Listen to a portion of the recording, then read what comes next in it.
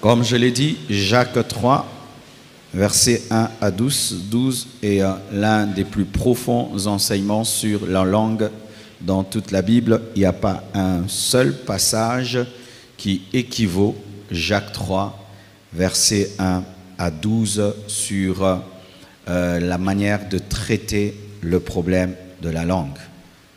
Il y a un verset souvent là qui est mal interprété. On dit que l'homme qui ne bronche pas en parole est un homme parfait dans le domaine du corps, pas dans le domaine de l'âme et de l'esprit. Pourquoi? Parce qu'on dit que celui qui... Nous bronchons tous de plusieurs manières. Si quelqu'un ne bronche pas en parole, c'est un homme parfait, capable de tenir tout son corps en bride. On dit tout son corps. On ne dit pas son âme et son esprit. Alléluia. Car il est possible de dompter sa langue pour dompter son corps, mais ton âme et ton esprit ont aussi besoin d'un travail dont nous parlerons. Mais quand même, il faut le savoir, mes frères, que si tu es capable de dompter ta langue, tu pourras dompter ton corps, parce que dans ton corps, la partie la plus rebelle, c'est ta langue. Ta langue est la partie la plus rebelle de ton corps. Et donc, si tu domines le champion, tu peux vaincre les autres. Amen. En soi, le champion de la rébellion dans le corps, pas dans l'âme, dans l'esprit, dans le corps, c'est la langue. C'est pourquoi celui qui arrive à dompter le champion langue peut dompter les mains, les pieds et tout le reste. C'est ce que Jacques voulait enseigner. Mais il dit que c'est impossible, qu'on ne peut pas, que l'homme peut dompter des fauves, peut dompter des navires, mais il ne peut pas dompter sa langue. Pour dire ceci, il te faut l'aide de Dieu. Il te faut l'aide de Jésus. Il te faut l'aide du Saint-Esprit pour que tu aies une langue disciplinée. Quand tu écoutes les enseignements que je te donne, si seulement tu prends des décisions en l'air sur base de ta propre volonté, tu vas te discipliner pendant 3 jours, 4 jours, mais le naturel va revenir au galop. Chaque fois que je dirai quelque chose et tu te retrouves, crie à Dieu, Seigneur, aide-moi, Seigneur, aide-moi, Saint-Esprit, aide-moi, Seigneur, aide-moi. Ne dis pas seulement, désormais, je ne veux plus faire, je ne veux plus faire. Tu n'as pas la capacité, reconnais la parole, de dompter ta langue. Il est plus facile de dompter un lion que de dompter la langue. Il est plus facile de dompter un tigre que de dompter la langue. Il est plus facile de diriger un grand paquebot que de diriger la langue. On dit que sur la langue se trouve le feu de l'enfer. C'est-à-dire quoi? L'enfer est déjà dans la langue. Le feu de l'enfer est déjà dans la langue. Et ça brûle tout ton corps. Pour dire, ne prends pas à la légère ta bouche. Ne prends pas à la légère ta bouche.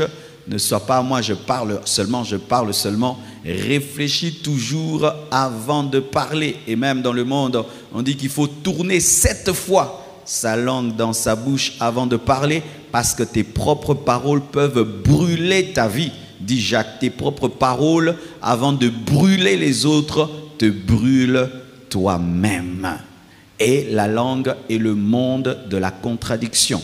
Pourquoi? Parce que la langue est capable d'adorer Dieu. Elle est capable de parler en langue. Parce que si on parle du parler en langue, c'est parce qu'il y a la langue.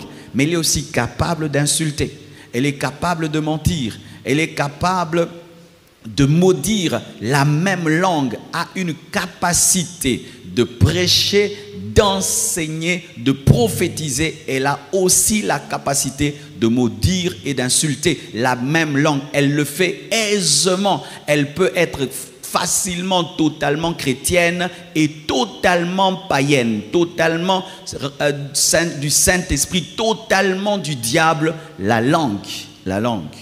Frères, sœurs, dans la sanctification, si tu négliges ta langue, tu as négligé le champion rebelle de ton corps. Et donc, toi qui recherches la sanctification de ton corps, ton premier ennemi, ce n'est pas le domaine sexuel. Non, c'est la langue. La Bible dit que celui qui ne bronche pas en parole peut tenir son corps. Amen. Car la plupart des péchés sollicitent l'aide de la langue pour se manifester. Alléluia. La plupart des péchés ont besoin de la langue pour se manifester. Et donc si tu la domptes, il y a beaucoup de péchés qui ne seront pas commis parce que celui qui est le catalyseur de ces péchés sera dompté et discipliné. Alléluia. Alléluia. Et tu vas voir que la plupart de tes péchés commis, tu as d'abord commencé par parler mal et puis tu as agi mal. Tu as d'abord utilisé ta bouche et puis le reste est venu, la langue. Amen. Et aujourd'hui, je veux mettre l'accent, la lumière sur des petites choses que nous négligeons dans le domaine de la parole et qui constituent devant Dieu des sources de péché. La Bible dit: écarte de ta bouche toute fausseté, éloigne de tes lèvres les détours. Tout ce qui est mal, tout ce qui est mal doit quitter ta bouche. Aujourd'hui, je vais parler premièrement de l'exagération et de la surenchère en parole. L'exagération et la surenchère en parole comme étant un péché. Nombre 13, versets 23 à 33, la Bible dit ceci. Voici ce qu'ils racontèrent à Moïse. Il s'agit des 12 espions qui sont allés à Canaan. Nous sommes allés dans le pays où tu nous as envoyés. À la vérité, c'est un pays où coule le lait et le miel, et en voici les fruits. Mais le peuple qui habite ce pays est puissant. Les villes sont fortifiées, très grandes. Nous y avons vu des enfants d'Anak. Les Amalécites habitent la contrée du Midi. Les Étiens, les Jébusiens et les Amoréens habitent la montagne. Et les Cananéens habitent près de la mer et le long du Jourdain. Caleb fit taire le peuple qui murmurait contre Moïse. Il dit: montons, emparons-nous du pays, nous y serons vainqueurs.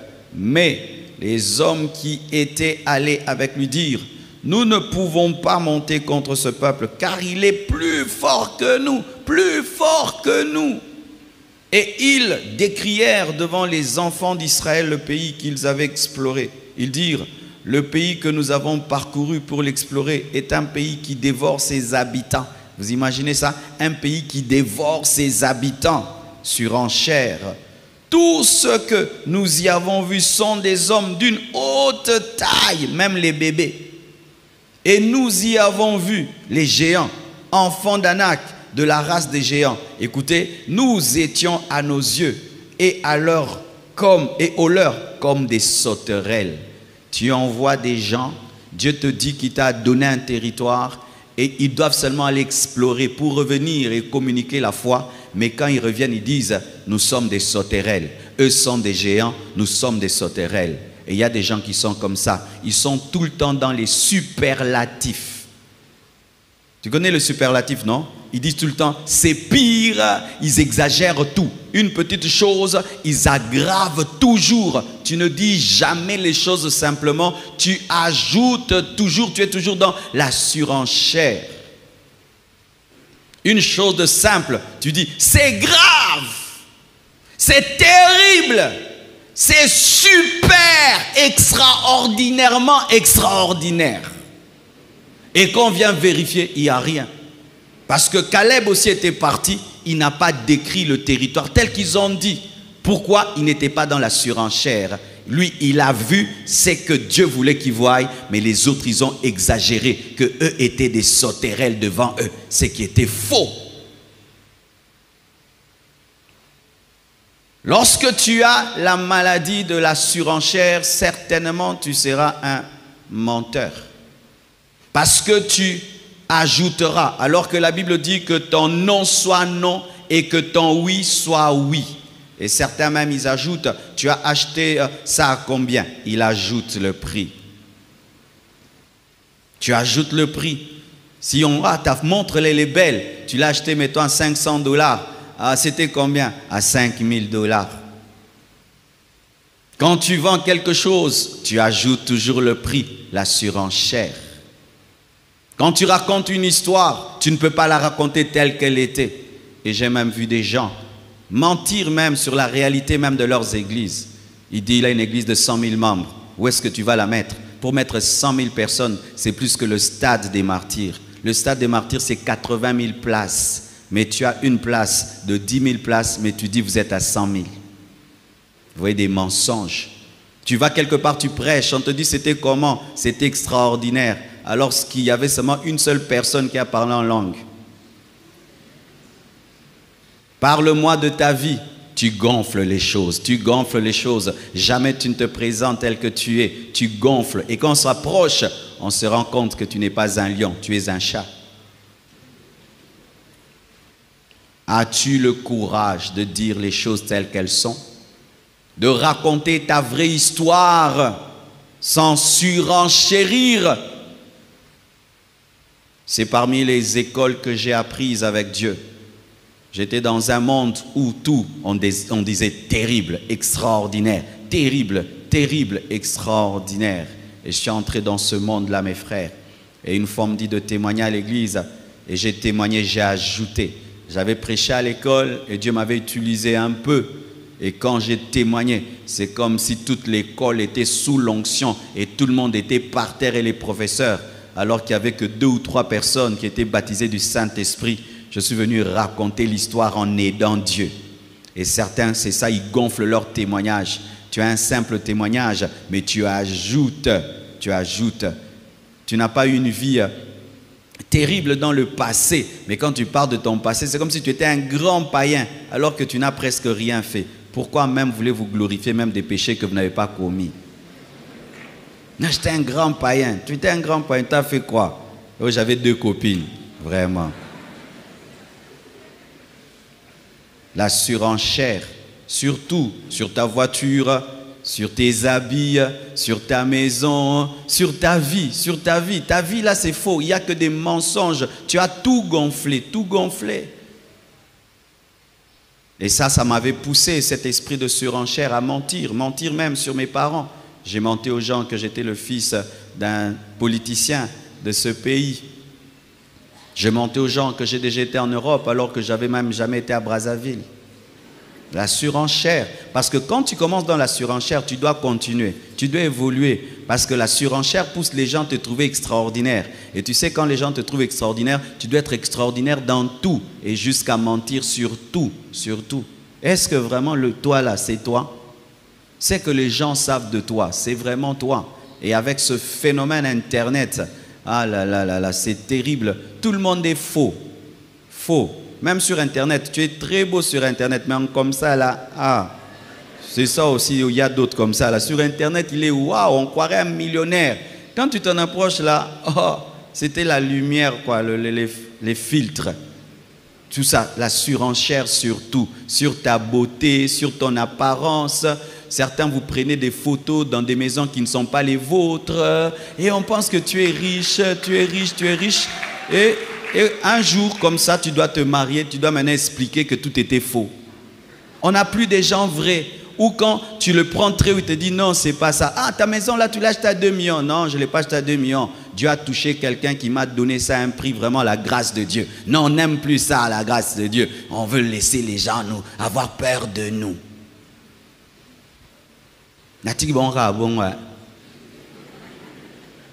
Péché, orgueil.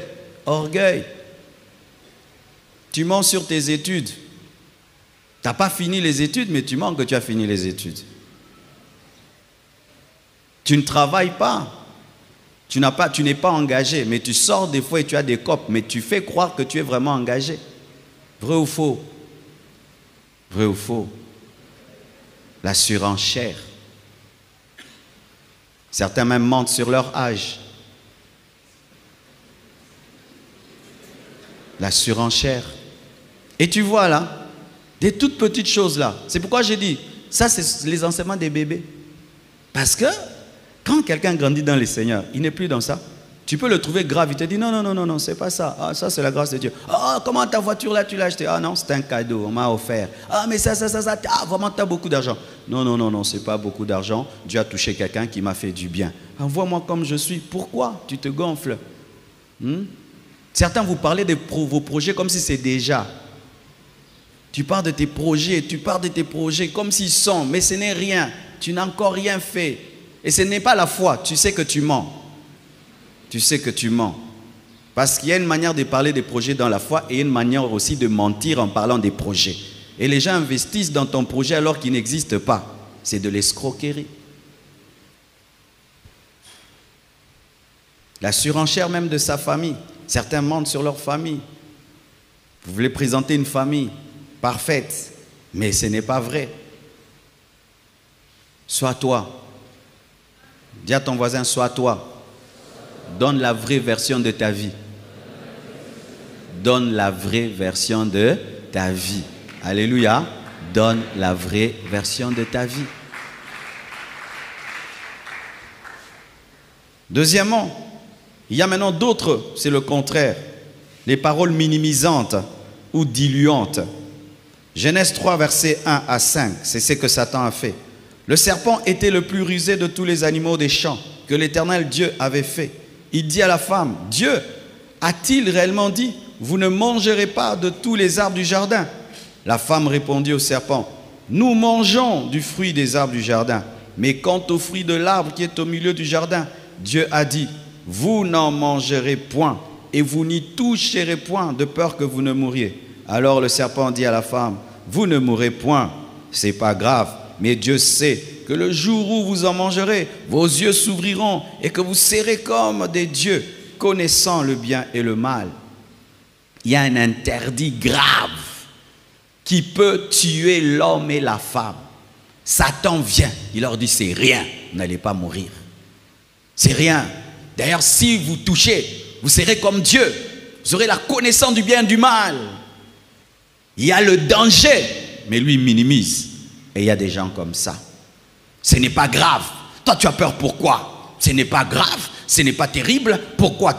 Tu as toujours un esprit d'enlever chez les autres le sérieux. D'enlever chez les autres leurs principes. De diluer toujours les principes des autres, l'esprit du diable. Touche, ça ne te fera rien. Touche, ça ne te fera rien. Tu trouves quelqu'un avec ses principes, avec ses décisions, mais tu as toujours un esprit de dire, ce n'est pas grave. Mes parents m'ont dit que jamais je ne dois faire ça. Oh, toi aussi, tu obéis trop à tes parents. Mon pasteur a interdit ça. Toi aussi, tu suis trop ton pasteur. Pécheur. Pécheur, tu es trop sérieux. Toi, tu es trop sérieux. Hein? Tu es trop fidèle. Toi, tu es trop soumise à ton mari. Il y a des gens comme ça. L'esprit du diable. L'esprit du diable. Tu es très honnête. Tu es trop honnête. Logique et l'écart. Et tu es chrétien. Tu as un tel langage de diluer la sainteté, de diluer la sanctification. Ça te dérange en quoi que quelqu'un craigne Dieu? Quelqu'un vit dans la pureté, ça te dérange en quoi si vraiment tu es un chrétien? Quelqu'un fuit le péché, il ne veut pas faire le mal, toi tu es dérangé. C'est quoi que tu as? Tu as l'esprit de Satan.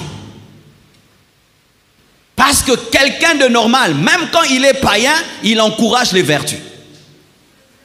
Mais toi, tu décourages tout ce qui est vertueux. Tu aimes une vie de laxisme, c'était ça. Touchez, ça ne fera rien. Vous allez voir, vous connaîtrez le bien et le mal. Oui, ils ont connu le bien et le mal, mais ils n'avaient pas tout dit. Ils n'avaient pas tout dit, ils n'avaient pas tout dit, ils n'avaient pas dit que quand ils vont manger, ils vont voir qu'ils sont nus. Parce qu'avant, l'homme était couvert par la gloire de Dieu. Il ne leur avait pas dit que lorsqu'ils vont pécher, c'est lui qui va devenir le prince de ce monde. Parce qu'avant, au départ, le prince de ce monde, c'était Adam. Et il a donné le pouvoir à qui? À Lucifer en péchant. Ça, il n'a pas dit. Et les gens qui ont un esprit toujours à diluer les principes, ils ne te disent pas les mauvaises choses qui vont t'arriver parce que les principes protègent. Les principes protègent. Les principes sont des murs dans la vie. Quelqu'un qui enlève tes principes est en train d'effondrer ton mur. Si dans ta vie tu as dit jamais je ne ferai ceci et Dieu te l'a dit, fais attention aux personnes qui viennent enlever. Mais il y a des gens, c'est comme ça que tu parles. Tu es, pourquoi? Toi, pourquoi tu ne bois pas la bière? Mais la Bible dit, prenez un peu pour votre estomac. Tu as toujours cet esprit-là. Toujours cet esprit-là. Quelqu'un qui prie beaucoup. Toi, tu pries beaucoup. Toi, tu penses que Dieu exauce les heures de prière. Il ne faut pas beaucoup prier. Il faut prier, ça un peu la foi. Toi, tu as toujours cet esprit-là. Cet esprit-là. Pourquoi tu as cet esprit-là? Quelqu'un qui lit tout le temps la Bible. Toi, tu seras pasteur. Pourquoi tu as cet esprit-là? une fille qui s'habille bien, Osa Mamelo, des choses comme ça. Tu as toujours un esprit pour diluer les choses. Mettre de l'eau toujours. Mettre de l'eau dans les principes. Tout ce qui est concentré, tu n'aimes pas. Tout ce qui est strict, tu n'aimes pas. Il faut que tu dilues. Pour engendrer quoi? Rien. Satan a dilué. Pour amener quoi? Rien. Il n'a rien amené. Et la personne qui vient te diluer ne t'amènera nulle part. Elle ne t'amènera nulle part. Et ce qui est terrible, c'est que des principes bâtis pendant des années peuvent être détruits en un jour. Frère, pour acquérir une discipline, ça prend des années. Hein. Pour la perdre, tu peux perdre en un jour. Arrêtez cela. Demande à Dieu qui t'aide à encourager les gens à demeurer dans les choses qui les gardent au lieu de toujours dire c'est pas grave, ça c'est pas grave, ça c'est pas grave. Tu as peur pourquoi? Tu as peur pourquoi? Tu as peur pourquoi? Moi déjà j'ai osé, ça m'a rien fait, ça m'a rien fait. Oh, chacun sa vie. Hein. Il y a deux sortes de noyés. Il y a les noyés qui se noient et puis ils partent et d'autres ils crient au secours. Peut-être lui c'est les noyés qui reviennent, qui crient au secours, mais toi tu vas essayer, on va te retrouver à Brazzaville, hein, le ventre a gonflé et les poissons t'ont mangé. Ne permets jamais à ce qu'un homme qui a goûté le péché et qui s'en est sorti te dire que toi si tu pêches tu t'en sortiras. Parce que chacun a son histoire avec Dieu. Diluer, minimiser, minimiser, minimiser des choses saintes, minimiser des choses sacrées, des choses sacrées. Toi tu es trop coincé, toi tu crains trop Dieu, hein? Toi tu es trop ceci. Frère, sœur, si tu parles ainsi, tu as l'esprit de Satan. C'est ce qui a fait que la femme a mangé. Satan est venu diluer sa crainte de Dieu, est venu diluer son respect pour la parole de Dieu et il a détruit sa vie. As-tu une telle personne autour de toi ou es-tu en train de faire ce travail dans la vie de quelqu'un?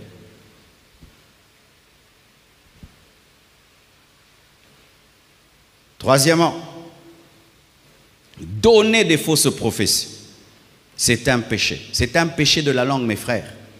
Donner des fausses prophéties, c'est un péché de la langue. Une chose qu'au Congo, on a oublié. La Bible dit ceci dans Deutéronome 18, versets 20 à 22.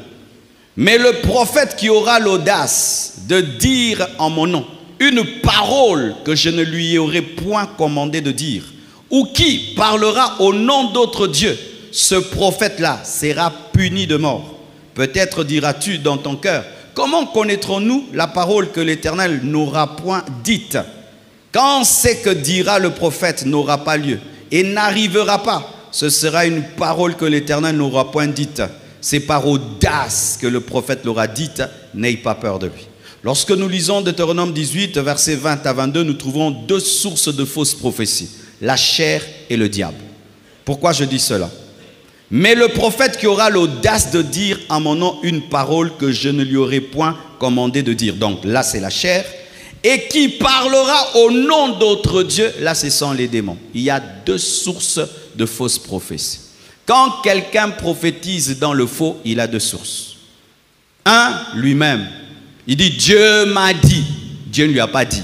Le diable ne lui a pas dit. Un démon ne lui a pas dit. Lui-même seulement dit, Dieu a dit. Et il y en a maintenant de trop. Frère, quand tu dis je vois les anges, c'est vrai que tu les vois ou tu les imagines? Ah oui, il faut arrêter ces choses dans l'église. Hein? Oh, je vois les anges. Tu les imagines ou tu les vois pour de vrai? Parce que quelqu'un qui voit des anges tout le temps ne peut pas avoir la vie que tu as. Oui, toi tu dis tout le temps tu vois des anges, mais on voit tu as une vie sans crainte de Dieu, tu n'es pas bouleversé. J'ai lu le livre d'un homme, il a vu les anges seulement quelques temps, 2-3 semaines dans sa vie, il écrit le livre Les anges en mission, toute sa vie était bouleversée. Marie a rencontré Gabriel, sa vie a changé. Toi tu vois tout le temps les anges, mais regarde comment tu es médiocre. Tu imagines les anges. Tu imagines les anges. Oh le feu, je vois le feu. Tu as vu? Ah oui, il faut qu'on dise la vérité, hein? Je vois le feu, je vois le feu, je vois une nuée. Tu l'as vu, tu l'as imaginé. Dieu est en train de me dire, ce sont tes désirs ou c'est Dieu qui t'a parlé. Faites très attention. Vous devez savoir, sur 10 prophéties, la plupart, 8 prophéties sont fausses. Moi, sincèrement, sur 10 prophéties qu'on m'a données, 8 fausses. Où tu sens, ce sont ses pensées, c'est comme quelqu'un dit, Pasteur Marcelo, c'est d'un fais attention, tu es combattu. Vraiment, je ne dois être que combattu. Est-ce que tu as dit quelque chose de nouveau? Ça, ce sont tes psychologies prophétiques.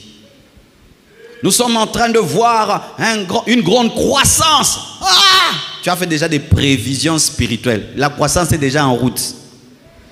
Tu vois des choses comme ça? Je vois Dieu va t'élever au Congo. Oh, ça se voit, non? Ça se voit, ça se voit. Oh, je vois, tu es combattu, je vois les attaques. Oh, fais attention au poison, poison. Tous les grands hommes, on cherche à les empoisonner. Tout le monde. Pas seulement moi. Vous voyez des prophéties psychologiques. Mais Dieu, il a parlé quand? Une vraie prophétie t'étonne toi-même. Alléluia. Frère, chaque fois que tu as dit Dieu a dit et Dieu ne t'a rien dit, tu as péché. Tu dois demander pardon. Et certains vous mentez. Toi-même, vraiment. Tu inventes toi-même la prophétie, tu sais que j'ai inventé. Oh, bête l'histoire. Dieu est en train de me dire qu'il t'a béni et ta voiture, tu me donnes au nom de Jésus. Oui, tu as déjà fait ça, non? Dieu me dit, tu es la femme de ma vie. Tu ne sais pas draguer? Tu dois te confesser. Oh, Dieu m'a dit, tu dois payer mes études. Pourquoi tu ne peux pas demander sans dire Dieu a dit? Pourquoi tu viens toujours avec le Dieu m'a dit pour mettre les gens haut les mains? Dieu m'a dit, tu dois payer mes études. Dieu m'a dit, tu dois faire ceci. Dieu m'a dit. Si je suivais tous les Dieu m'a dit de cette terre, frère, j'aurais même 0 en banque aujourd'hui. Dieu m'a dit, tu me prends en charge. Dieu m'a dit, tu me ceci. Ton Dieu là ne sait pas que j'ai des enfants aussi. Vous voyez, Dieu m'a dit, dépenser. Un prophète qui ne doute pas de ses prophéties est en danger. Tout vrai prophète, quand il reçoit la prophétie, doit dire, ça c'est moi, ça c'est Dieu, ça c'est le diable. Mais si toi tu dis, moi, tout ce que je rêve, c'est Dieu. Orgueilleux. Moi, si j'entends, c'est toujours Dieu. Orgueilleux, menteur. Il faut toujours tamiser. C'est pourquoi même quand il y a beaucoup de grands prophètes, qu'est-ce qu'on fait? Que l'un prophétise et que 2 ou 3 puissent juger, malgré la grandeur du ministère prophétique.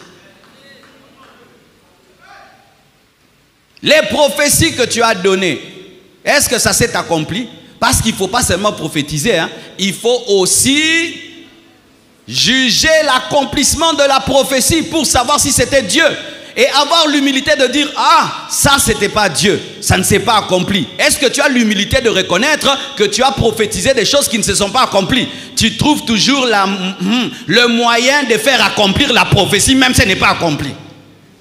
Oh, Dieu me dit des avions vont tomber. Ah, les avions tombent toujours. Et tout avion qui tombe dans le monde, c'est ta prophétie accomplie. Vous voyez, spectre large. Et dans ce pays, mes frères, les gens mentent dans le domaine prophétique comme pas possible. Et quand tu es un bébé spirituel, on va t'avoir. Mes frères, dans la vie chrétienne, ne demeure pas un bébé. Hein. On va détruire ta vie par des prophéties. Hein. Vous tous les bébés spirituels qui fréquentez les prophètes, je sais que déjà vos vies sont détruites. Je n'ai même pas besoin de prophétie pour le savoir. L'expérience me le dit. Un bébé spirituel, il doit être à côté des enseignants. L'enseignant va t'aider à juger les prophéties. Mais toi, tu es un bébé spirituel, à peine converti. Prophète, prophète, prophète. Dieu m'a dit, Dieu m'a dit, Dieu m'a dit. Tu n'as pas le temps de mûrir dans ta communion avec Dieu et de mûrir dans la parole. On va te téléguider et on va détruire ta vie.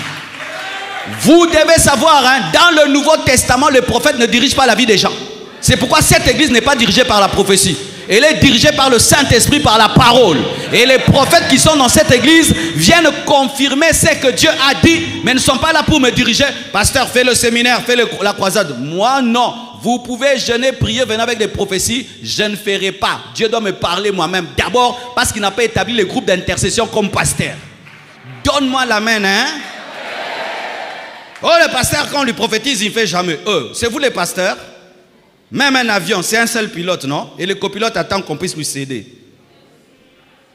Et il y a des églises comme ça. L'intercession a dit, on fait. L'intercession a dit, on fait. Cette église ne grandira jamais. Jamais. Les intercesseurs, vous n'êtes pas là pour diriger les pasteurs. Hein? Non, non, non. Priez seulement. Si Dieu vous parle, vous envoyez les prophéties.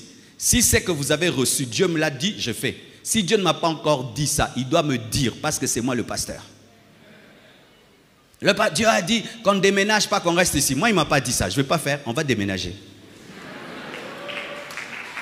Non, parce qu'on voit dans l'autre parcelle, là, il y a des serpents qui sortent. Monsieur, des serpents, on va couper la tête. Oui. Et prophète. Quand tu sens que quelqu'un est faible devant toi et il n'a pas de maturité, fais très attention. C'est ce qui va détruire ton ministère prophétique. Parce que le ministère prophétique fonctionne bien devant les personnes matures.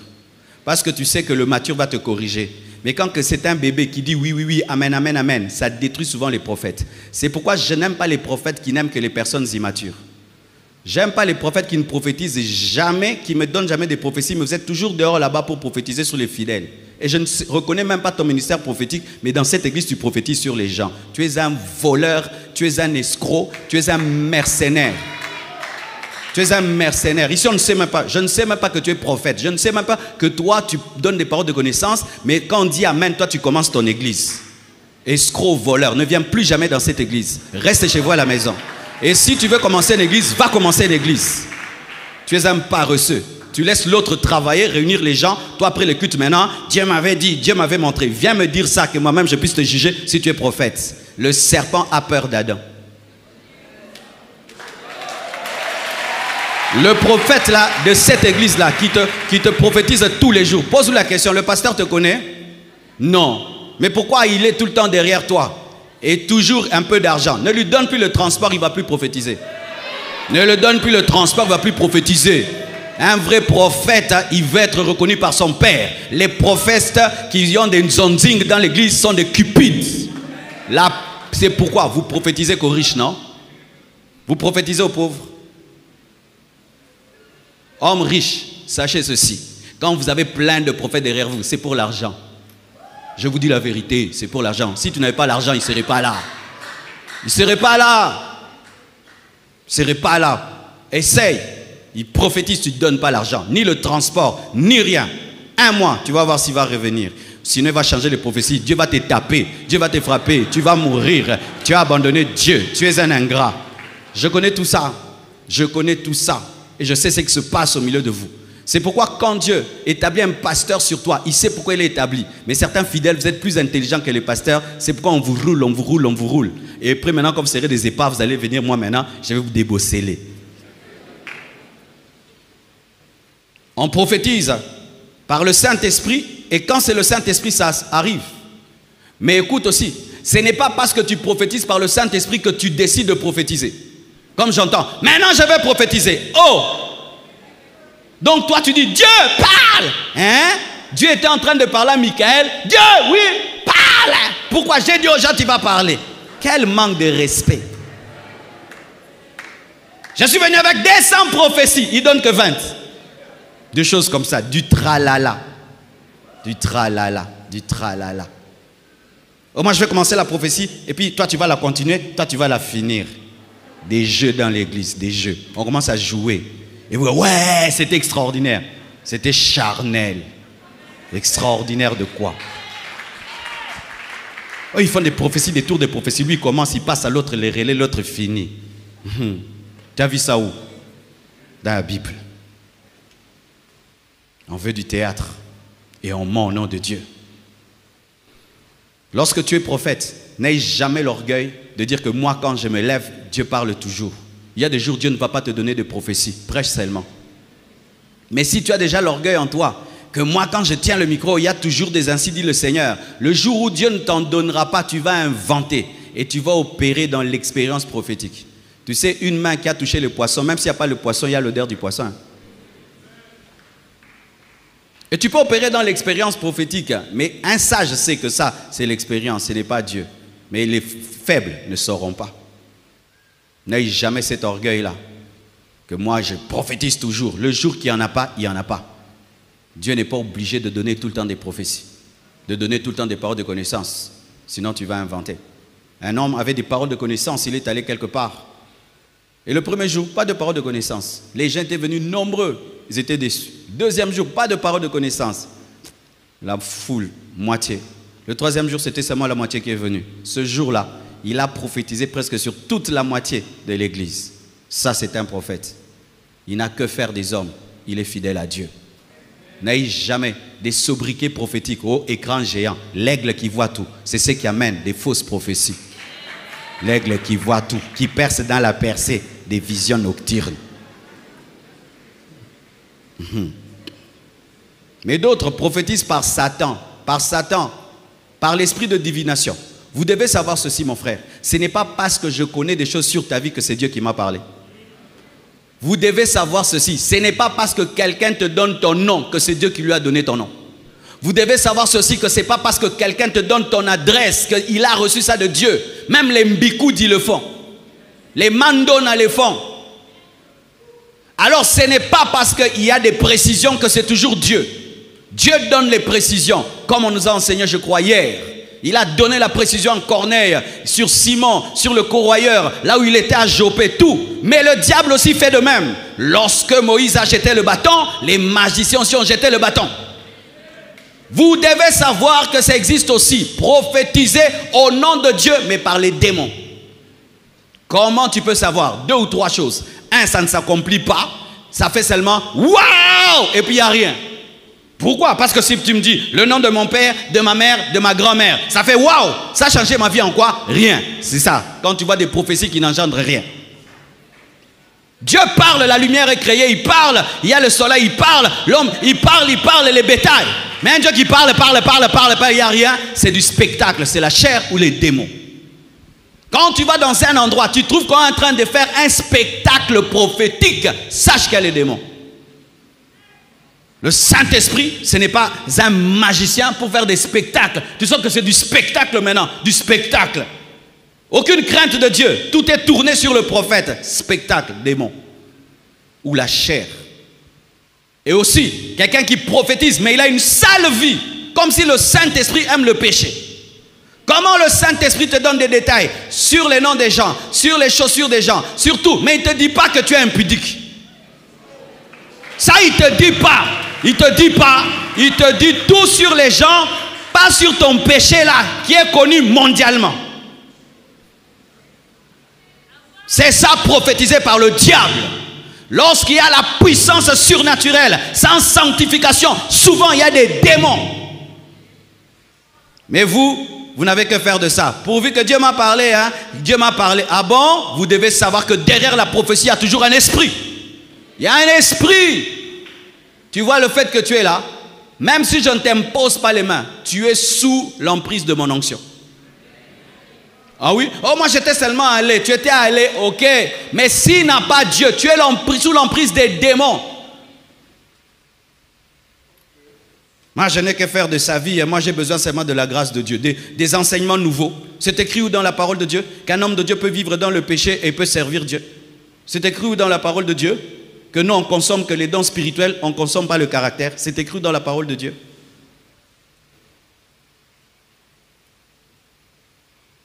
Frère, si tu es prophète et tu sens que tu as perdu la sainteté, ne prophétise plus. Tu vas commencer à prophétiser par le diable. Si tu es prophète, tu sens que tu perds la vie de prière, arrête de prophétiser. Tu vas prophétiser dans l'expérience. Quand tu es reconnecté de Dieu, tu vis dans la crainte de Dieu, commence à prophétiser. Parce qu'on prophétise dans la communion et dans l'onction. Et ça doit arriver. Alléluia. Mais l'équilibre aussi, c'est que des fois, si tu peux recevoir une vraie prophétie, elle ne s'accomplit pas parce que tu n'as pas marché comme la prophétie a demandé. Ah oui, parce que certains aussi vous dites, ah il a dit, on n'a pas vu. Est-ce que tu avais cru? Est-ce que tu as marché comme la prophétie a dit? Parce que Dieu peut te donner une promesse, mais elle est retardée par le péché.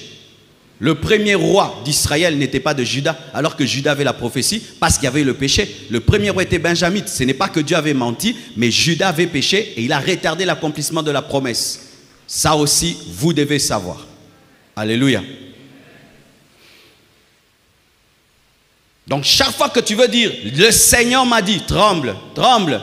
Il ne faut pas dire Dieu, Dieu, Dieu facilement.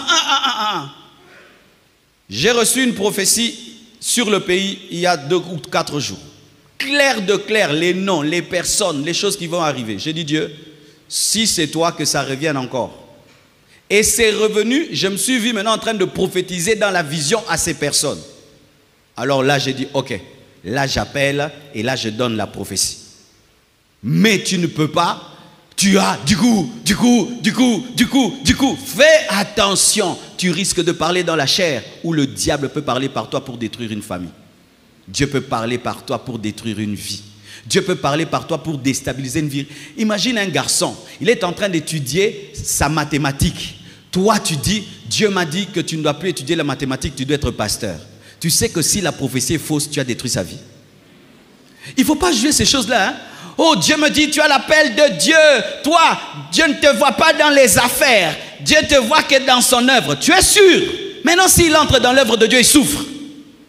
Je ne te vois pas au Congo. Je suis en train de voir Italie. Si tu n'as pas bien entendu, il va en Italie, là-bas, il attrape le corona. Vous voyez, hein? Prophétisez avec crainte et tremblement. Alléluia. Et faites attention à vos rêves. Beaucoup de rêves sont à jeter dans les poubelles. Comme là tu rêves, tu vois la nourriture. Ce n'est pas que tu as la sorcellerie. Tu as envie de manger la viande il y a longtemps. Mais il y a des gens qui vont chercher, délivrez-moi, je mange la viande. Est-ce qu'avant Alpha tu mangeais la viande? Tu as envie de la viande. Mais non, maintenant il y a la...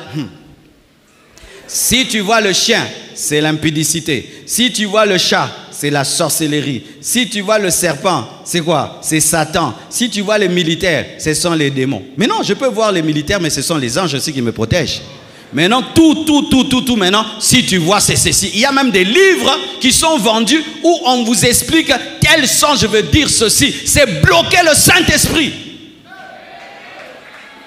Bloquer le Saint-Esprit. Maintenant, tu vas voir un tel songe, ceci. Non, chaque songe a son explication. Quand Joseph était en train de parler des gerbes, si on ne t'avait pas expliqué, est-ce que tu allais savoir que c'était sa destinée? Tu pouvais même croire seulement que c'est l'agriculture. Mais quand il y a l'explication, tu comprends. Alléluia. Un pasteur, un jour, il voit une vision. Il voit de la saleté dans l'église. Il dit, l'église est dans le péché. Il veut prêcher sur le péché. Dieu lui dit, non, ce n'est pas le péché, c'est l'engrais. Il faut affermir l'église. Tu vois maintenant? Parce que l'engrais aussi est sale. Hein?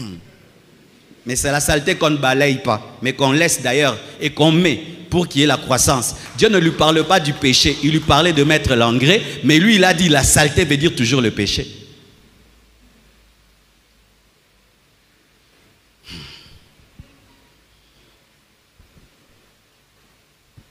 Si tu es là, tu lis des livres occultes pour prophétiser, répands-toi. Si tu es là, tu pries avec des bougies pour prophétiser, répands-toi.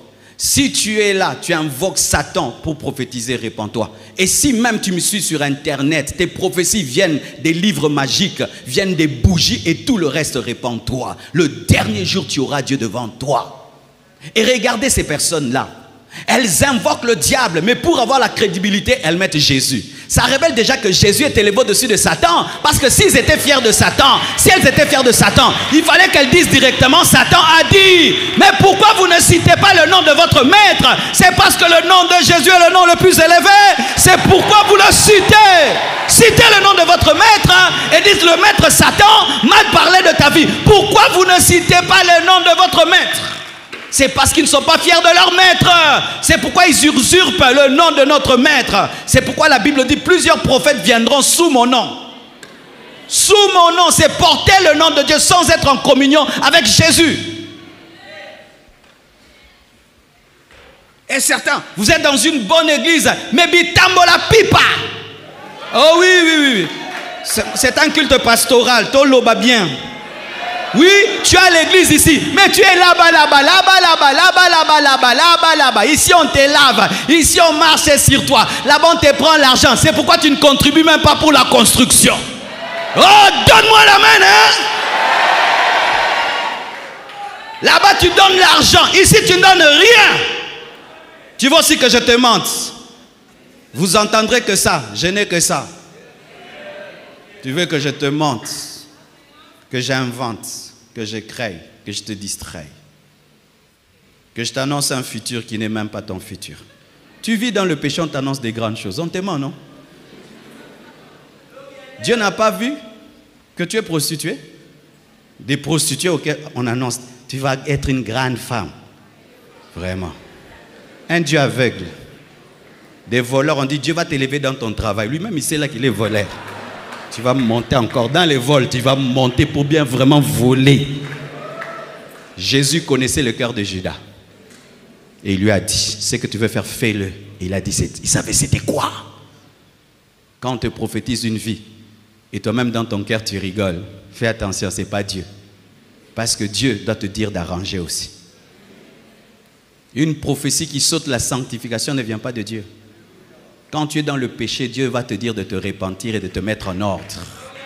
Il ne va pas t'annoncer que la fin, il va te dire aussi le processus.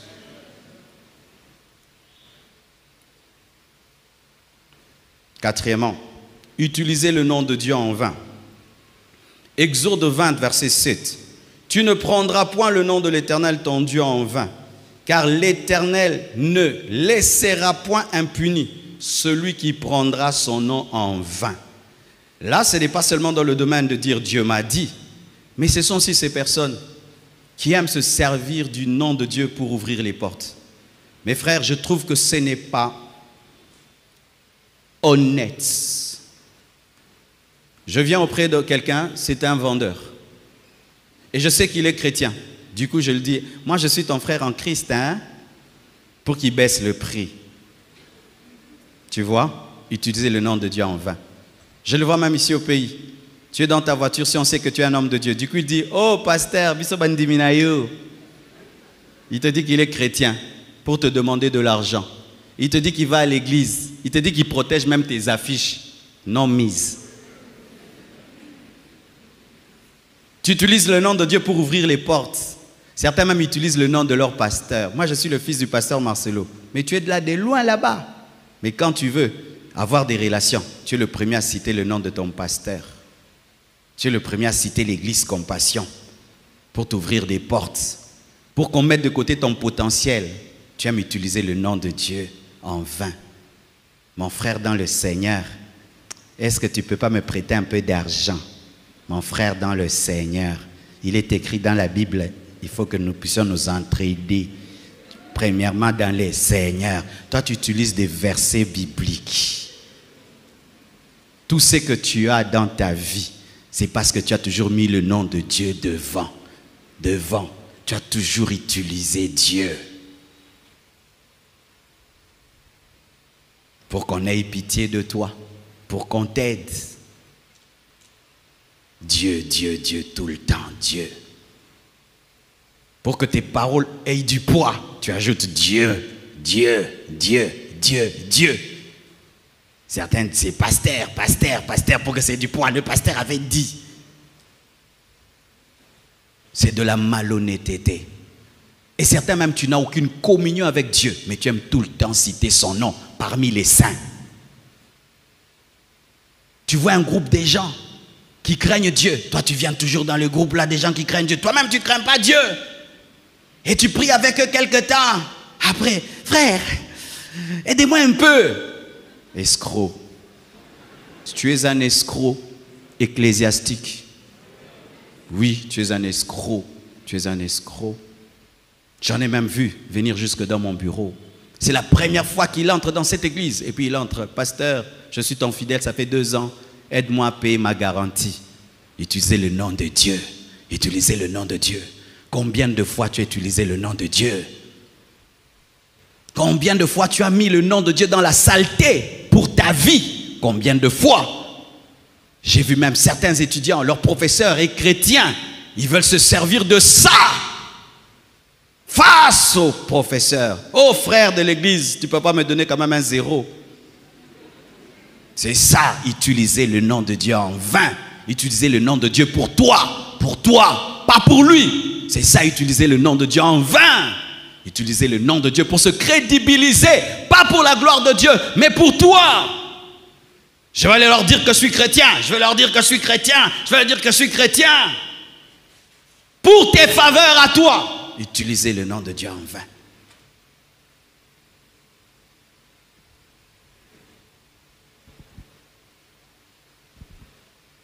Frères, sœurs, un juif ne citait pas le nom de Dieu pour rien. Et nous pour rien. Libakou, ah Jésus! Tu vois. Tout, Jésus. Ah, Jésus. Ah, Jésus.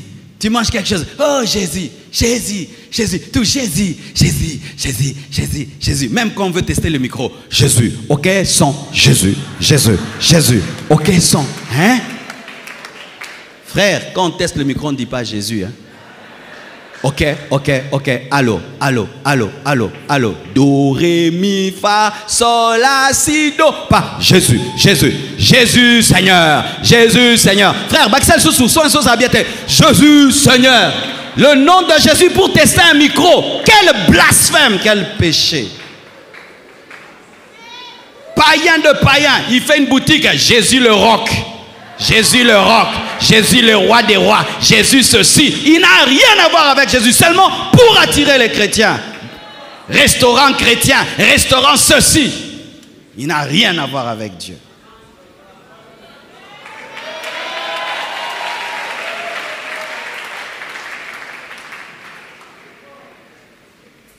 Autre chose, courtiser sans but d'épouser.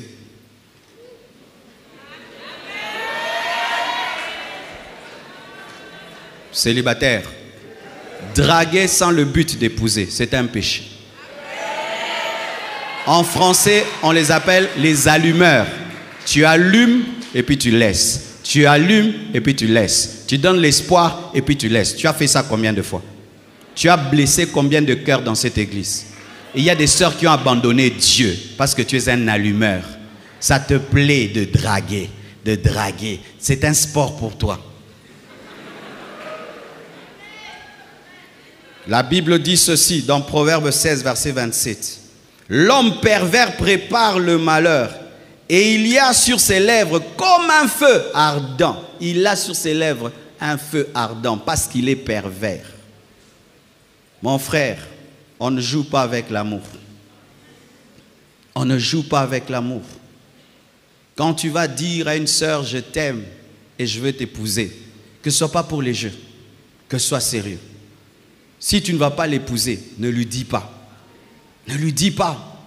Arrêtez de mettre les gens en condition par vos paroles. Mais toi-même, tu sais que tu n'es pas dedans. Tu es en train de t'amuser. Tu vois une belle jolie fille dans une fête, là. Tu causes bien. Elle espère. Mais toi, tu n'es pas là-bas. Toi, tu es un papillon. Tu es sur toutes les fleurs. Et tu ne sais pas combien tu peux détruire la vie de quelqu'un. Tu sais qu'une fille peut arrêter d'étudier parce que tu lui as fait mal au cœur. Tu sais que quelqu'un peut se suicider parce que tu lui as fait mal au cœur. Tu sais que quelqu'un peut rater toute sa vie à cause d'une déception d'amour. Mais toi, tu t'amuses. Toi, tu t'en es sorti. Est-ce que l'autre s'en est sorti? C'est parmi les choses que Dieu m'avait enseigné, mes frères, parce que je reconnais devant Dieu, j'ai déjà demandé à Dieu pardon. Mais quand j'étais célibataire, je n'étais pas un allumeur, mais je promettais vite le mariage. Parce qu'à l'église, on nous avait dit ceci, qu'un frère ne peut pas avoir une sœur comme amie, des fausses doctrines. Donnez-moi un petit amen.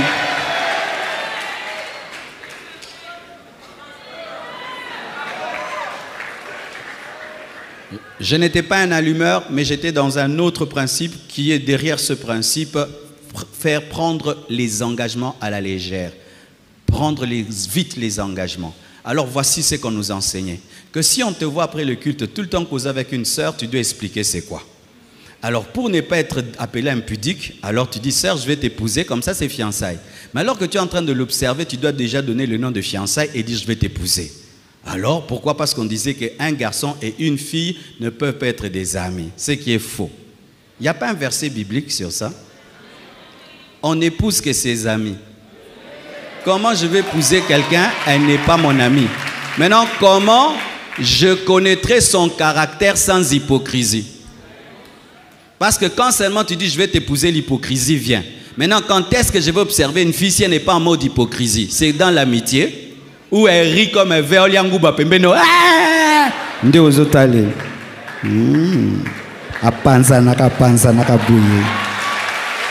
give me a man. Et on nous disait ça. Chers encadreurs, arrêtez de créer des hypocrites ici. Hein? Arrêtez de créer des hypocrisies ici. Arrêtez des hypocrisies. Des hypocrisies. Moi, je ne prêche pas aux anges, je prêche aux hommes. Oh. Je te vois, je te dis bonjour, on cause, on cause, on cause, on cause, on cause. Pendant un temps, cette relation n'a pas de nom. Mais il n'y a pas l'impudicité, mais ça n'a pas de nom, mais c'est quelque chose. Ah oui? Ah oui? Parce que même la Mazda, quand on la fabrique, on ne met pas directement le cachet Mazda. Du coup, c'est moi, je te vois, du coup, fiancé. Vraiment, mais c'est quoi ça? Vous voyez des doctrines qu'on a dans les églises? Et maintenant, nous, c'était ça. Alors, comme j'évitais de telles choses, je te vois, je te dis, je vais t'épouser, puis je t'observe. Et quand je t'observe, ah, c'est pas ça. Tu sors. Et j'ai fait sortir beaucoup, vraiment, que Dieu me pardonne. C'est la partie de ma vie que je n'aime pas. Parce que j'ai fait pleurer des filles qui étaient sérieuses, qui étaient sincères. Mais, alors le Seigneur m'avait expliqué, il m'a dit, Marcelo, ta manière de pécher est mauvaise. Ta canne à pêche est abîmée, ton filet est troué. Il faut changer des techniques. J'ai dit quoi? Il m'a dit, sois d'abord l'ami de quelqu'un, tu l'observes sans lui promettre le mariage, et quand tu vois que c'est elle, maintenant tu promets le mariage. C'est comme ça que j'ai épousé Blanche. J'étais ami de Blanche pendant, vous voulez calculer son âge. Beaucoup s'engager. L'esprit m'a dit, attention, attention. Pendant longtemps. Et les gens venaient, il la voyait à la maison. Ah, c'est qui? C'est mon ami. Ah, explique. C'est mon ami. Tu veux quoi? C'est mon ami. Ah, ton ami là, joli, joli comme ça. Ah, donc je ne peux pas avoir d'amis jolis quoi. C'est mon ami. Mais explique-nous, c'est mon ami. Même la famille dit, viens, viens, viens, viens te présenter. Maman, Georgette, je ne viens pas encore. J'observe d'abord ta fille. Du coup, là, moi, j'aime votre fille aujourd'hui, et puis demain, vous m'emmenez chez vous à la maison avec beaucoup d'oncles comme ça. Toi, tu ferais ça. Tu rencontres la fille lundi, samedi devant les oncles. C'est un piège. Prends tout ton temps pour observer. Parce qu'une fois que tu es entré, c'est fini. Clacati, clacaca, gagagou.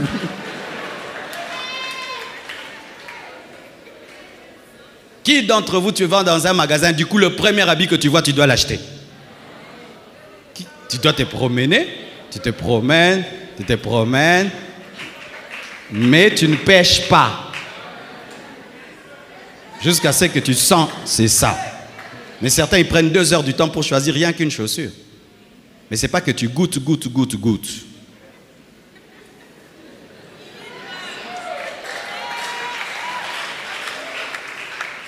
Mais faites très attention. Vous qui réveillez l'amour chez les frères, chez les sœurs, mais toi tu n'as pas l'intention de t'engager. Faites très attention. Vous jouez avec le feu.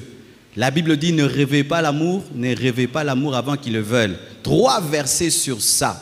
3 versets sur ça. C'est ici qu'on blague. Mais en Europe, les gens se pendent pour ça, se suicident pour ça. Tu vois, ils se jettent du haut d'un immeuble. Pourquoi? Parce que l'amour. Dieu a fait grâce aux Africains, aux résistants. Mais tu risques de rencontrer un Congolais Mundele. Imagine dans ta tête, tu sais que cette fille-là s'est suicidée à cause de toi. Tu auras la paix. Tu vas commencer à la voir tous les jours. Alors ne commencez jamais rien si vous n'êtes pas sûr. Amen. Et ne te plaît pas captiver, à captiver. Comme je l'avais dit, ma sœur, garde ta puissance pour ton mari. Mon frère, garde ton charme pour ta femme. Tu ne peux pas être un frère charmant pour tout le monde. Une sœur charmante. Non, canalise ton énergie et tu vas libérer sur la personne de ta destinée. Amen, hein? Donc arrêtez ça. Et si ma soeur, tu vois un frère, lui il vient vraiment, calme-le. Dis-lui, frère. Et c'est quand c'est entre les choristes. En français, frère, c'était une manière de rigoler entre choristes. La chanson était trop bien. Parce que certains, quand vous chantez là, vous regardez là, lui il part. Alors que toi, tu es seulement dans la chanson. C'est important aussi. Ne te plais pas à cela. Amen. Sixièmement, révéler des prophéties et des connaissances que Dieu a cachées. Daniel 12, verset 4, la Bible dit: toi, Daniel, tiens secrètes ces paroles et scelle le livre jusqu'au temps de la fin. Plusieurs alors le liront et la connaissance augmentera. Mais il lui dit: scelle ces paroles, garde secrète ce livre. 1 Corinthiens 3, verset 1 à 2. Pour moi, frère, ce n'est pas comme à des hommes spirituels que j'ai pu vous parler, mais comme à des hommes charnels, comme à des enfants en Christ. Je vous ai donné du lait, non de la nourriture solide, car vous ne pouviez pas la supporter et vous ne le pouvez pas à présent. Luc 12, 42 à 43. Et le Seigneur dit: quel est donc l'économe fidèle et prudent que le maître établira sur ses gens pour leur donner la nourriture au temps convenable? Heureux ce serviteur que son maître à son arrivée trouvera faisant ainsi. Qu'est-ce que cela veut dire? Cela veut dire que des fois, Dieu peut te parler, mais il te dit de ne pas dire. Des fois, Dieu peut te donner une connaissance, il te dit ce n'est pas pour leur niveau. Des fois, Dieu peut te donner une révélation, il dit ça tu pries seulement, mes frères. Et des fois, il te dit, dis ça et tu ne dois dire que cela. Si le Seigneur m'a dit aujourd'hui de prêcher sur la bouche, moi je viens parler sur les yeux, j'ai péché. Si aujourd'hui Dieu m'a dit, descends, afin de sanctifier même le nouveau converti, moi je prêche les choses élevées, j'ai péché. Si Dieu me donne une révélation sur le pays, sur le président, sur un frère, il me dit tu ne lui dis pas, prie, et je le dis, j'ai péché. Il ne faut pas faire ces choses. Dieu m'avait dit de ne pas dire, mais je sens que je dois dire. Non, tu as péché. Si tu as dit de ne pas dire, ne dis pas. Jamais un jour, Kenneth Hagin dit, il a vu la gloire de Dieu, l'onction sur un jeune garçon qui avait le ministère. Mais Dieu lui a dit, ne lui dis pas cette gloire que tu vois sur lui, ça va le rendre orgueilleux. Et il lui a jamais dit. Pourquoi? Parce que s'il lui disait, l'orgueil allait venir, le ministère allait être détruit. Dieu peut te parler sur quelqu'un, mais ce n'est pas toujours à dire, même les bonnes choses. Je peux voir sur toi, tu as 50 anges autour de toi, mais tu n'en es pas conscient, c'est pourquoi tu es humble. Et puis je ne te dis pas, mais je sais dans mon cœur, ce frère-là a la grâce. Mais nous, tout ce qu'on dit, on doit dire. Tout ce qu'on lit, on doit dire. Je peux lire un livre, mais ce n'est pas pour vous partager, c'est pour mon édification. Ce n'est pas tout livre que tu lis que tu dois prêcher. Tout cours que tu reçois à l'école théologique, c'est que tu dois prêcher. Non, d'autres choses, c'est pour toi-même. Et si Dieu te dit de dire une chose, tu dis le contraire, tu as péché. Et si Dieu te dit de ne pas la dire et tu l'as dit, tu as péché. Et la Bible dit que le bon serviteur, c'est celui qui donne la nourriture au temps convenable, qui donne le dîner à 12 heures, le souper à 16 heures et le déjeuner le matin. C'est dire quoi? Qui donne la parole selon la croissance de l'église. Tu rencontres un nouveau converti, tu commences à lui compliquer la tête avec des choses dont il n'a pas besoin. Frère, tu viens de te convertir. Tu sais, dans la vie chrétienne, il y a l'apostasie. L'apostasie.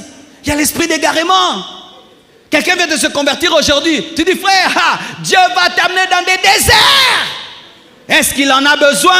Parle-lui de l'amour de Dieu, parle-lui de la foi, parle-lui du pardon, parle-lui de la miséricorde. Mais lorsqu'il va grandir, il va découvrir le désert, il va découvrir ces choses.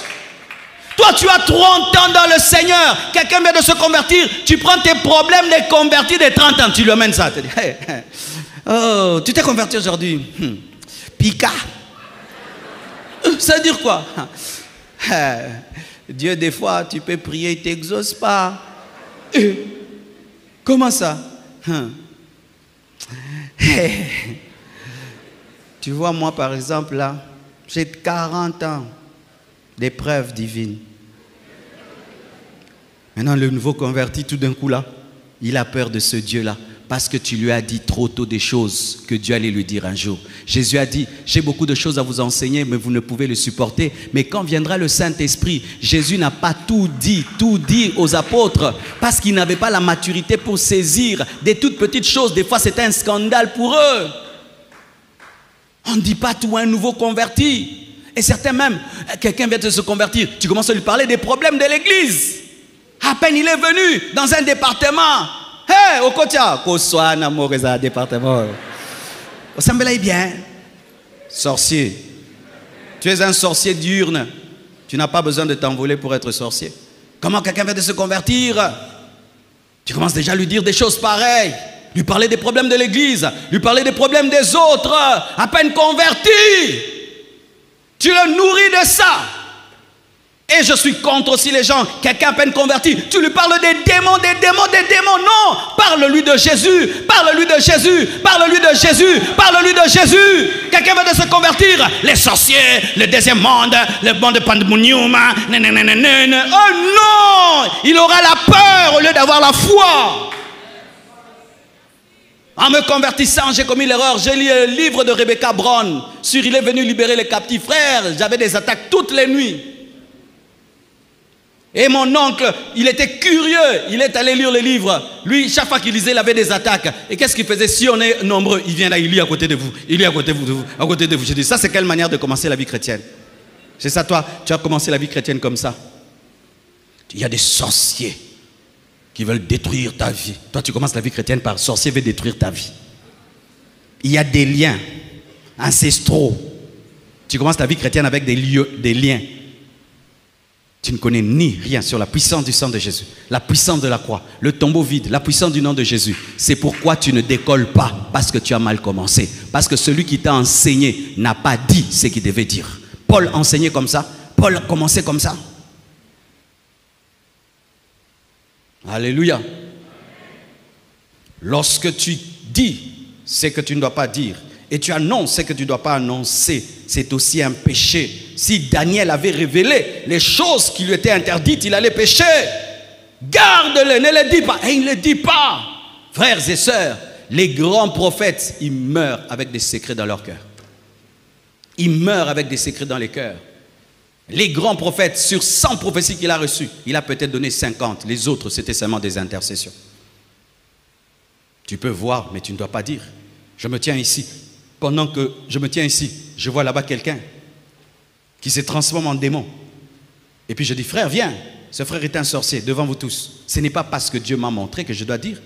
Peut-être seulement je dois prier contre l'esprit de la sorcellerie, mais pas humilier la personne. Ce n'est pas parce que Dieu te révèle l'adultère de quelqu'un dans l'église que tu dois l'appeler, dire, frère, tu es tombé dans l'adultère. C'est pour que tu puisses l'appeler dans le secret et lui parler de cela. Devant tout le monde. Je vois dans ta vie, tout le monde, même à la télé, dans ta vie, un combat. Oh, ça vient de ta maman. Oui, des choses qu'on fait maintenant. Est-ce que vous imaginez les péchés de la bouche? Vous savez, la Bible que nous lisons, ils n'avaient pas la télévision, hein, donc on doit adapter notre ministère par rapport à la parole. Hein. Il n'y avait pas la télé, devant le monde entier. Ah, viens, viens, viens, un combat dans ta vie. Ça vient de quelqu'un de très proche, ta maman. Prie beaucoup, prie beaucoup, prie beaucoup. Ah, tu as dit au monde entier que la maman de quelqu'un le combat.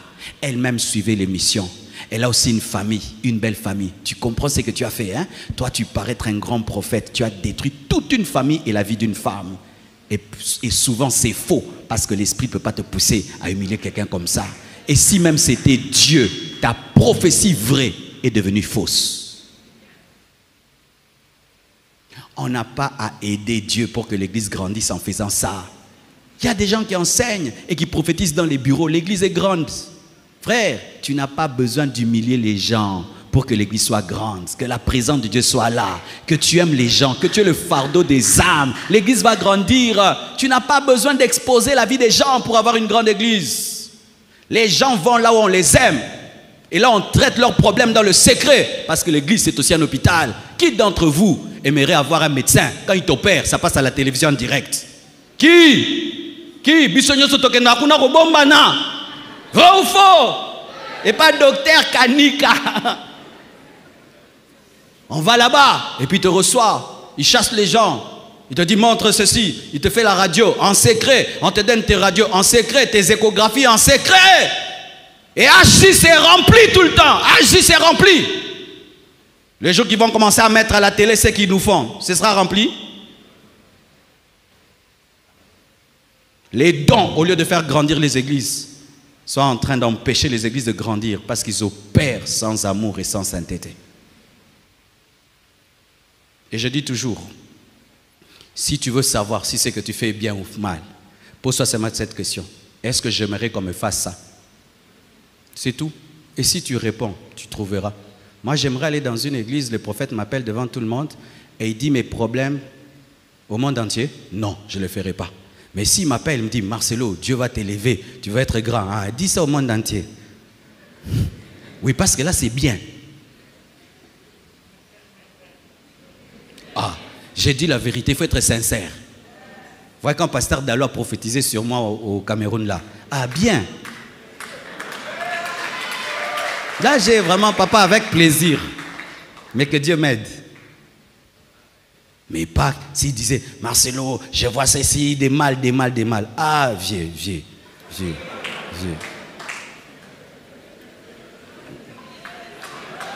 Ah oui?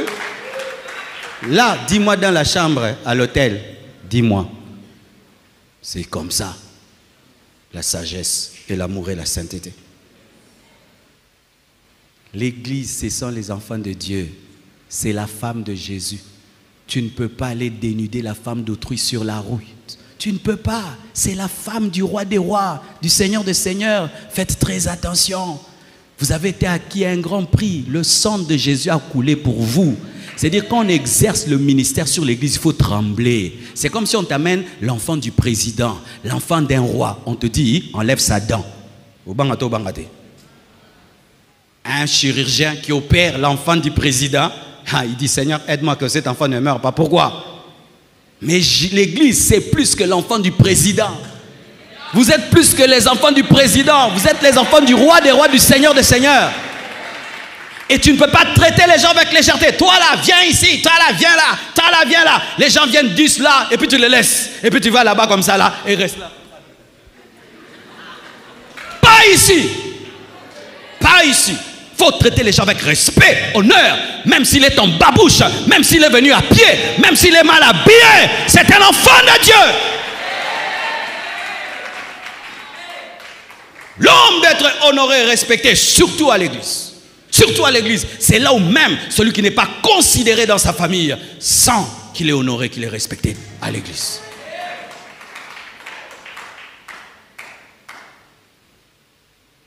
Un prophète voit un homme marié. Il appelle devant tout le monde. Il dit, je vois tu trompes ta femme. Il dit ça devant tout le monde. Et sa femme est à l'étranger. Elle a divorcé. Divorce. Lui, il était venu au culte. Et il voulait chercher l'homme de Dieu en secret. Non, lui doit montrer que lui dit tout. Et il le dit devant tout le monde à la télé. Sa femme l'en prend là-bas. Poum, divorce jusqu'à aujourd'hui. Il a fait un bon boulot. Hein?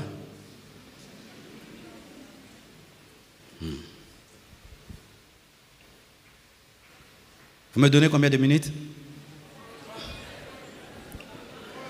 Parce que j'ai 15 points. Non, vous allez rentrer à temps. Même moi, je suis fatigué, j'ai faim. Acclamons le Seigneur.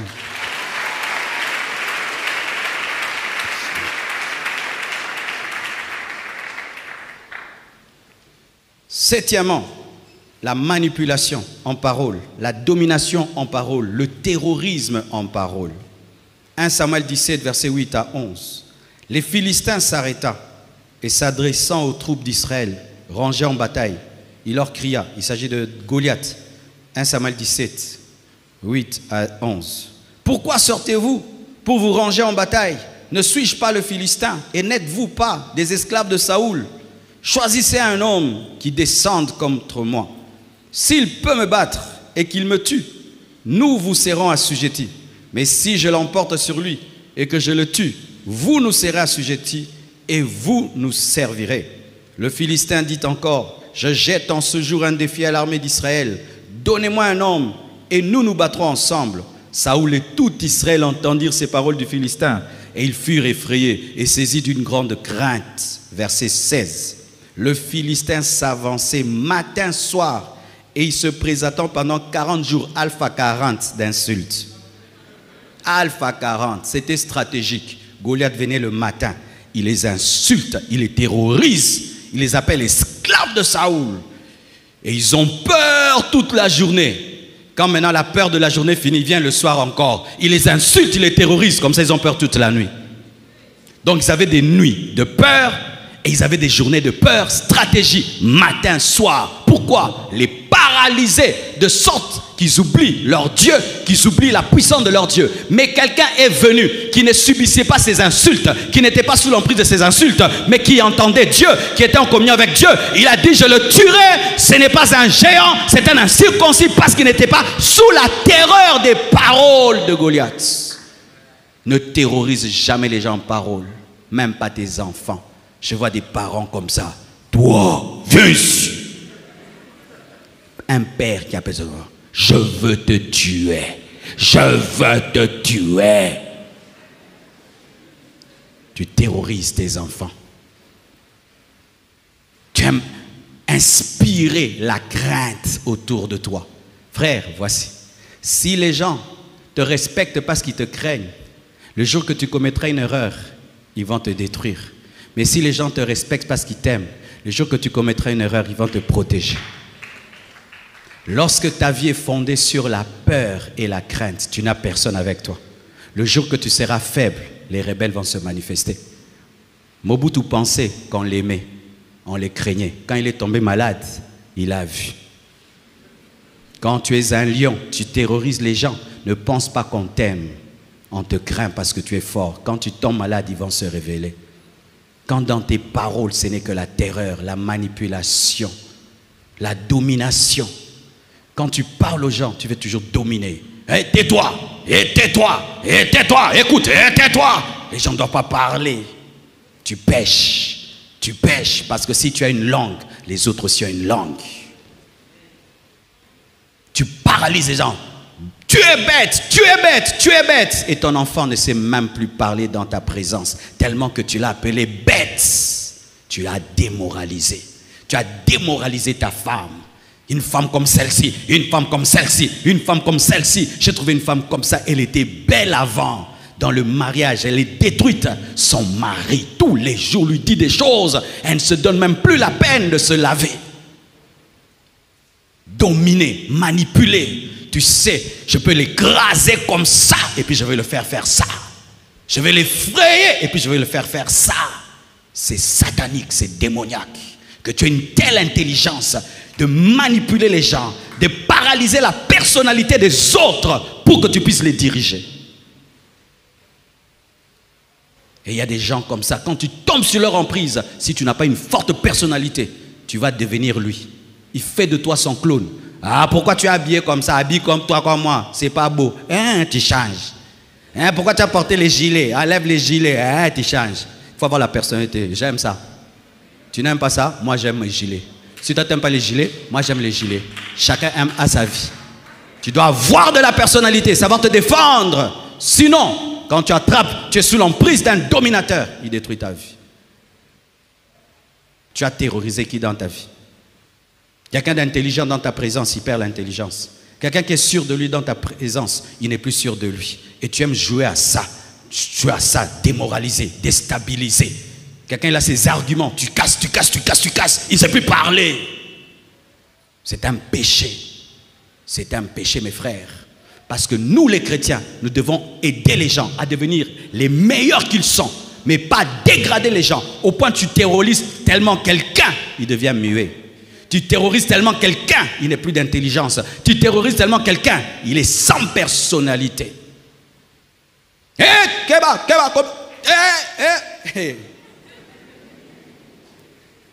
Faites très attention. Hitler apprenait cela. Hitler que vous voyez, il a appris à faire cela. Il lisait des livres, il apprenait une manière de parler pour dominer les autres. Il a amené le monde où? L'Allemagne où? Dans une guerre mondiale. Frères, sœurs, si je te parle fort, c'est seulement quand je prêche. Quand je ne prêche pas, je parle lentement. Je parle même comme si je dors. Parce que dans ma vraie vie, Je ne suis pas comme ça. Là, c'est sous l'onction, l'autorité de Dieu. Mais dans ma vraie vie, non. Tu viens chez moi, tu ne m'entends pas parler. Je parle à mes enfants. Je ne suis pas derrière. Oracle! Va dormir! Cette voix, ça ne sort qu'ici. Même mes travailleurs ne la connaissent pas. Ils ne connaissent pas. Justin, viens, lave-la. Prends-moi ça, prends-moi ça. Justin! Viens! Prends le sac. Ah! Tout ça pour le sac.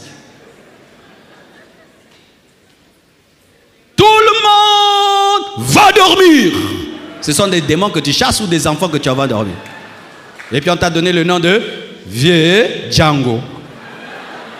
Quand tu viens, tout le monde fuit et tu es content l'autorité. Tu pêches, tu pêches, tu pêches. Toi, ta douceur, c'est seulement quand tu parles au Saint-Esprit. Ouais, tendre Père, je t'adore. Oh Jésus. Allez dormir! Je t'aime, mon Seigneur. Femme, femme, femme, où es-tu? Mes chaussettes! Si je ne vois pas mes chaussettes, personne ne mange dans cette maison. Quand ton équipe de football perd le match, tout le monde est terrorisé. Pourquoi? Barça a perdu. Faites attention, Barça a perdu. Barça a perdu. C'est dit, papa, quand Barça a perdu, là, il est comme ça, là. S'il te voit, t'insulte.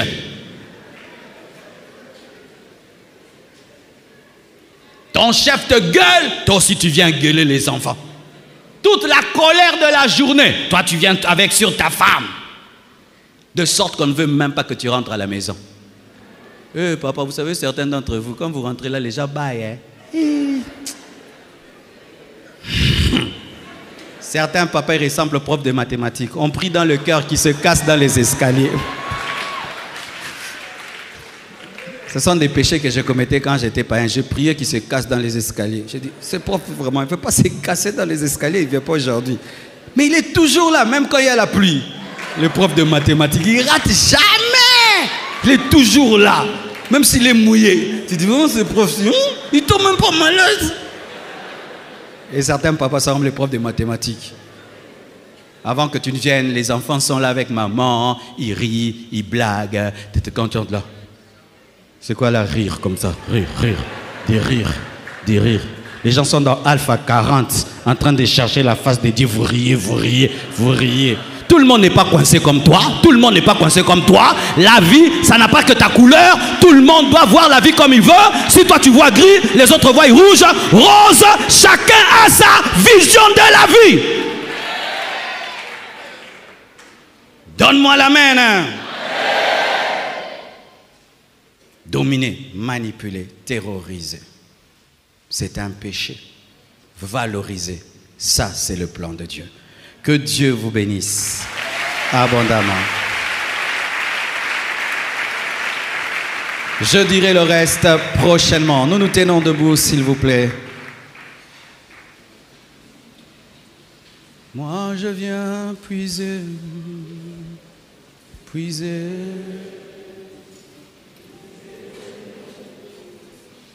Plus de toi.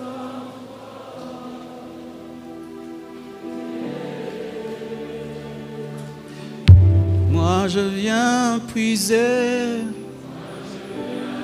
je viens puiser.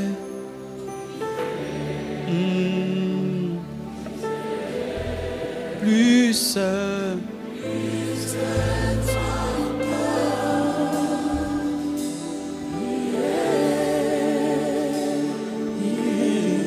moi je viens puiser,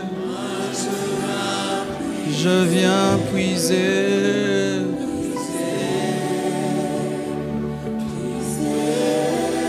plus de toi,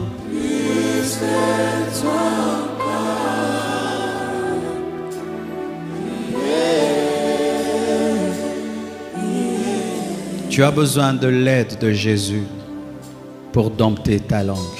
C'est un membre indomptable. Tu ne peux le dompter par ta propre force.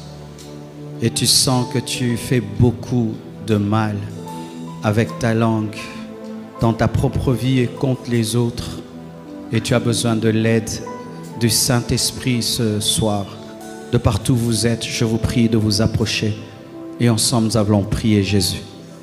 Nous allons demander l'aide du Saint-Esprit pour que nos langues soient domptées, pour que nos langues soient sous contrôle, afin que même nos corps soient sous contrôle. Puisez. Tu es conscient que tu parles mal,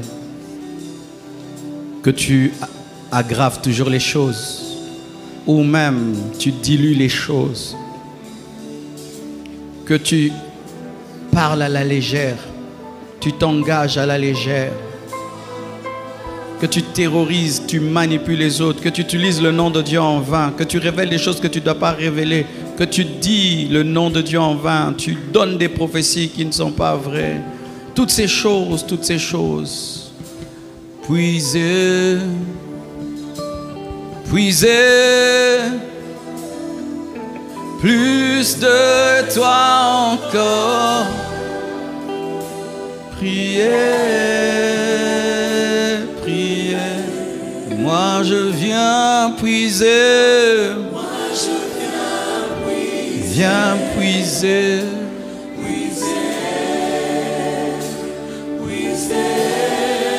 Plus de toi encore.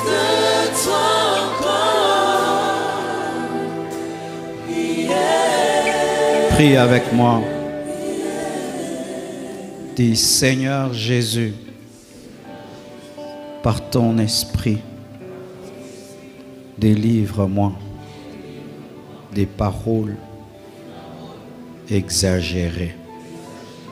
Apprends-moi à dire les choses telles qu'elles sont. Que mon oui soit oui, que mon non soit non. Pardonne-moi d'enlever toute crainte dans tes principes, de diluer tes principes, disant que ce n'est pas grave de désobéir. Pardonne-moi, Seigneur.